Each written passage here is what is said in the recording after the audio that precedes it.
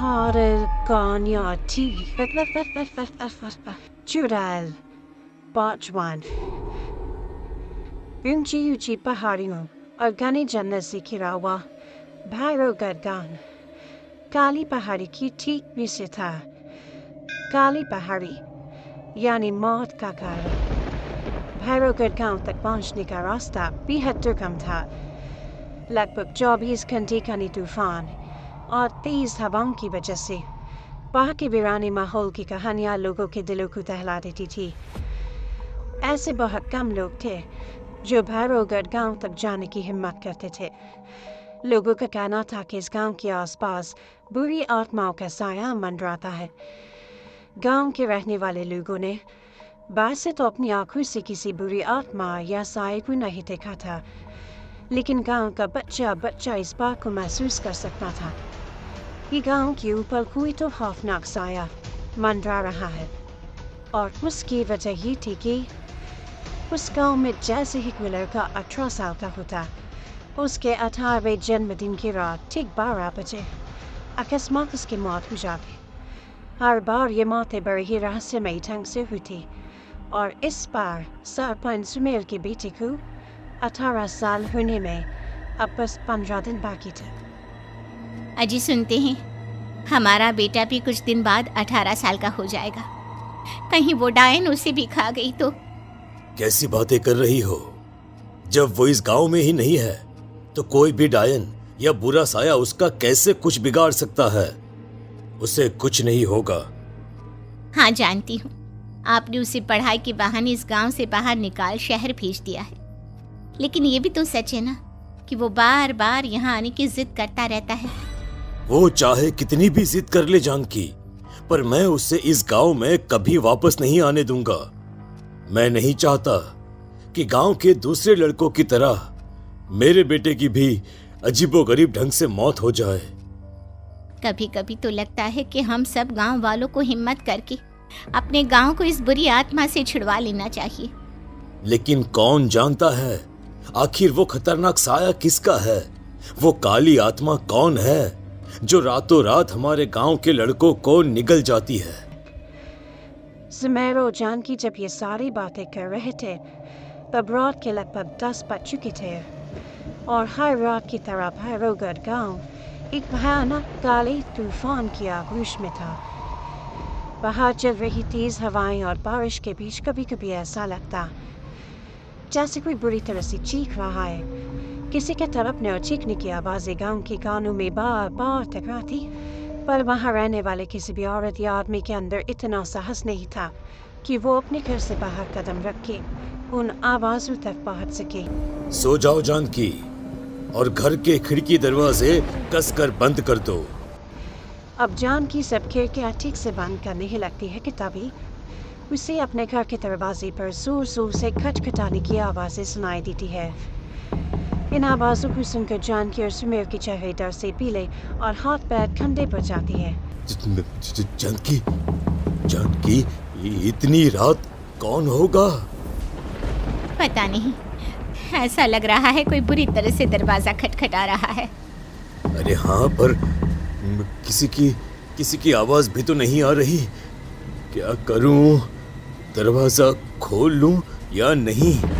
कहीं ऐसा ना हो कि किसी को हमारी मदद की जरूरत हो। लड़खड़ाते कदमों से सुमेर दरवाजे के करीब जाता है और अपने कान को दरवाजे पर रख धीरे से आवाज़ देते हुए पूछता है, कौन है वह? तभी एक बेहद डराने वाली आवाज़ उसके कानों से टकराती है। दरवाज़ा खोलो। मैं आज की रात इस गांव में कोई जिंदा नहीं बचेगा। मैं जानती हूँ तुम्हारा पिता 18 साल का होने वाला है। अगर उसकी जान की जरा भी परवाह है तो दरवाज़ा खोल दो। इस आवाज़ को सुनते ही सुमेर घबरा कर पीछे हट जाता है और जानकी को पूरी बात बताता है। कहीं वो डायन हमारे घर तक तो नहीं पहुंच गई? अब हम क्या करेंगे? मुझे दरवाजा खोलना ही होगा जानकी। मेरे पास अब कोई रास्ता नहीं है। इतना कहकर सुमेर डर से अपनी दोनों आंखें कसकर बंद करता है और कांपते हाथों के साथ झटके से दरवाजा खोल देता है। तभी किसी के जोर से हंसने की आवाज सुमेर और जॉन की को सुनाई देती है।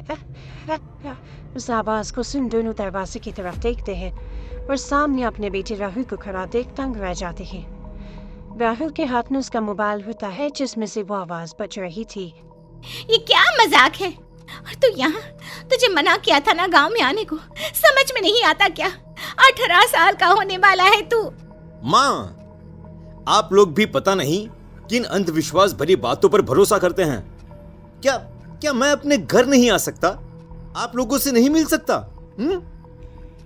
देख बेटा, हमने तुझे किसी वजह से ही इस गांव से दूर रखा था और यहाँ आकर तूने अच्छा नहीं किया। चल चल चल, मैं तुझे अभी के अभी वापस शहर छोड़कर आता हूँ।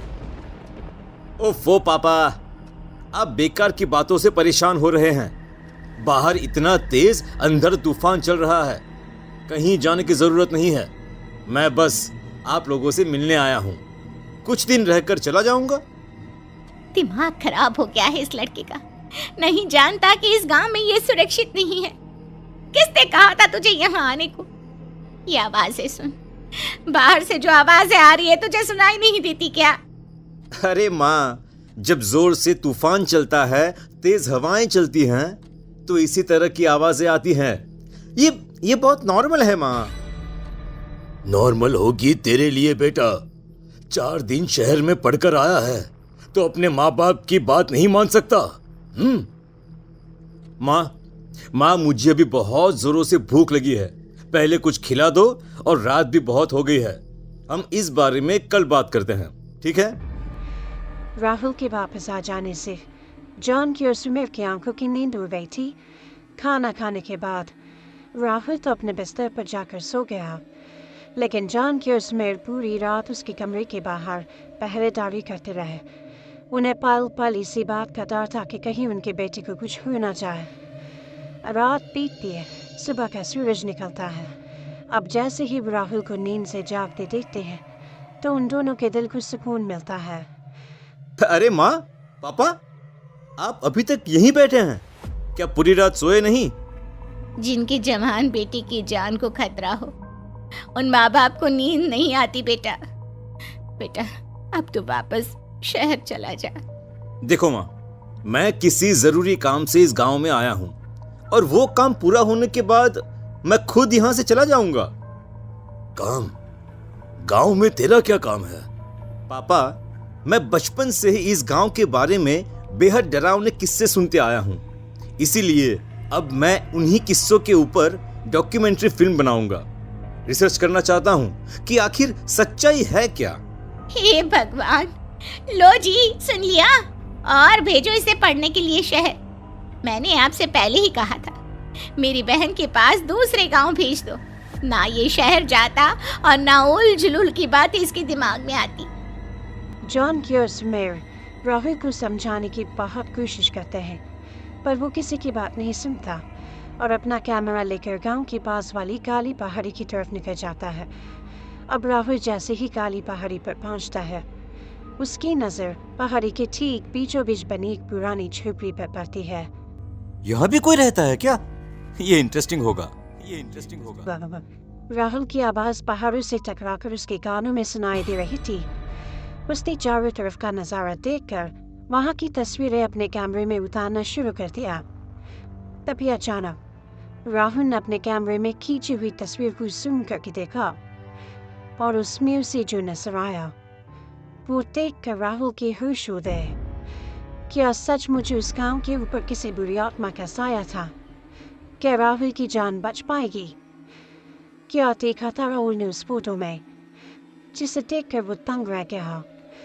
इन सवालों के जवाब जानने के लिए देखिए इस कहानी का अगला भाग।